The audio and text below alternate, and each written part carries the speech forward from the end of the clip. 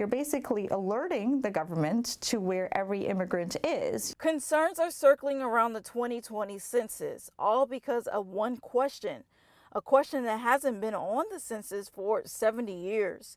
Now the government wants to know who all in your household is an American citizen. Some immigration attorneys are telling their clients it might be best to just skip that question. Oh yes, this person in my household is not a U.S. citizen. And of course the government is saying they would use that information. It's just for informational purposes. They're not using it for anything else.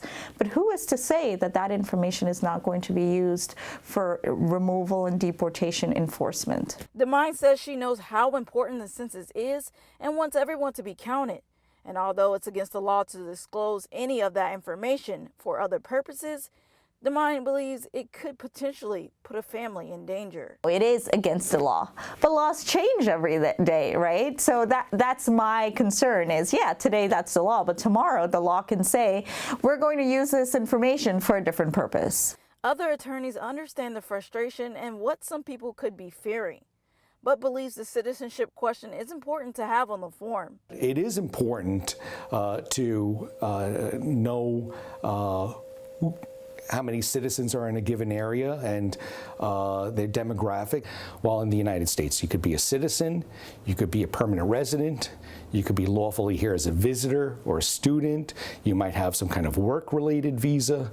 So simply saying you're not a citizen doesn't mean that you're telling them, I'm an illegal alien.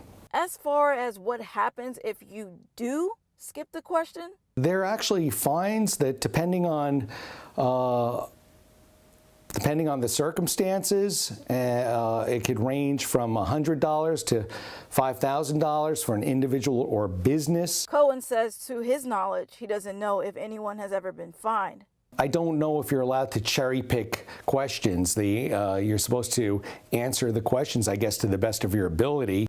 Meanwhile, DeMine has been searching and can't seem to get a straight answer. But what they both know is if this question is really added, the numbers won't be accurate.